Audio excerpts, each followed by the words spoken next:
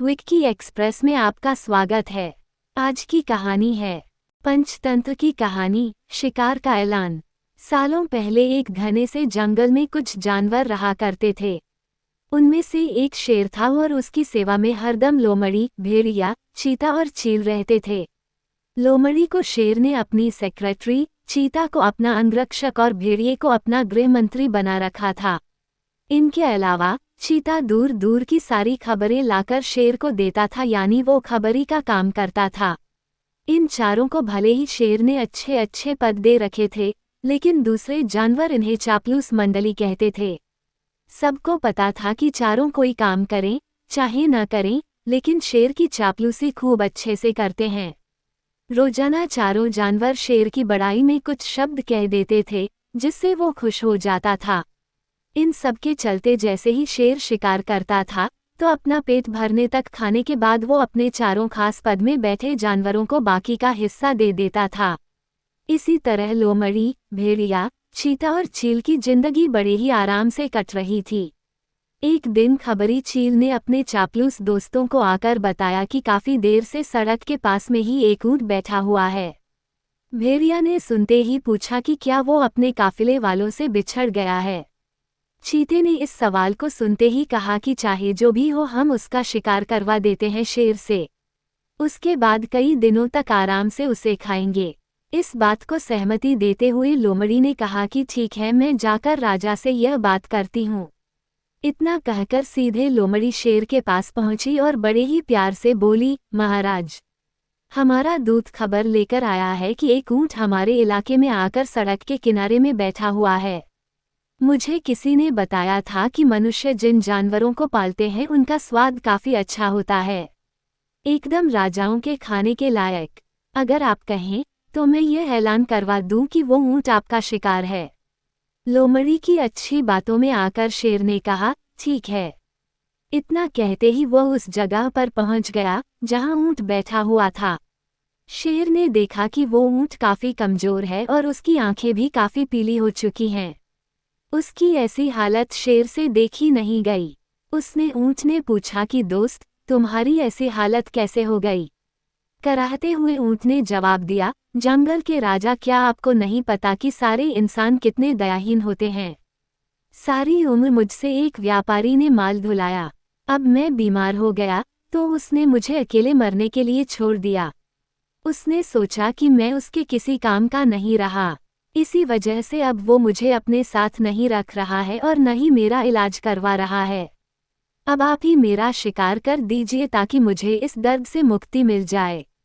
इन सब बातों को सुनकर शेर काफी दुखी हुआ। उसने ऊंट से कहा कि अब तुम इसी जंगल में रहोगे हमारे साथ।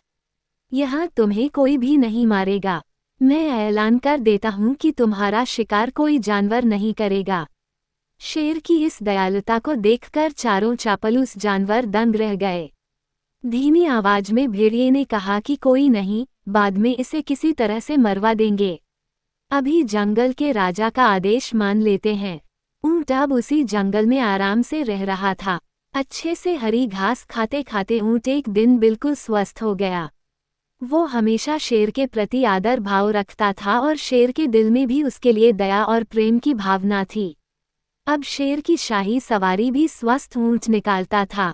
वो शेर के चारों खास पदाधिकारी जानवरों को अपनी पीठ पर बैठाकर चलता। एक दिन चापलूस जानवरों ने जंगल के राजा शेर को हाथी का शिकार करने के लिए कहा। राजा भी मान गया, लेकिन वो हाथी पागल था। उसने शेर को बुरी तरह से पटक दिया। किसी तरह से शेर पागल हाथी से बच तो गया, लेकिन उसे काफी चोट लग गई। अब बीमार शेर बिना शिकार किए किसी तरह से अपनी जिंदगी जीने लगा। उसके सेवक भी भूखे थे। उनके मन में हुआ कि आखिर ऐसा क्या करे कि कुछ खाने को मिल जाए। फिर उनका ध्यान हटे कट्टे हो चुके ऊंट पर गया। सबने मिलकर एक तरकीब सोची और राजा के पास चले गए। सबसे पहले भेड़िए ने कहा कि महाराज, आप कितने दिनों तक भूखे रहेंगे? मेरा शिकार करके मुझे खा लीजिए, आपकी भूख मर जाएगी।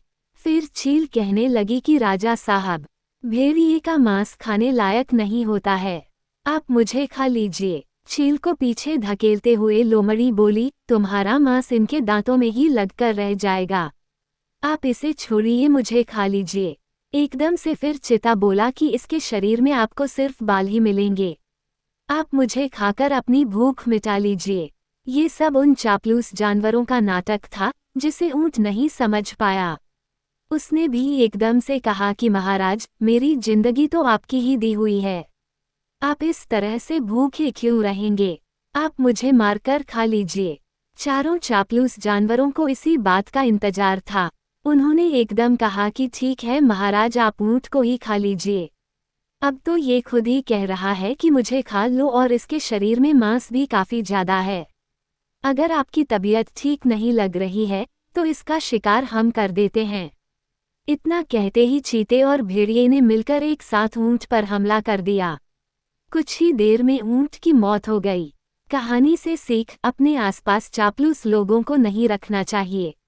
वो हमेशा अपने फायदे की ही सोचते हैं। सुनने के लिए धन्यवाद। मेरा चैनल सब्सक्राइब करें, लाइक और शेयर भी करें। धन्यवाद।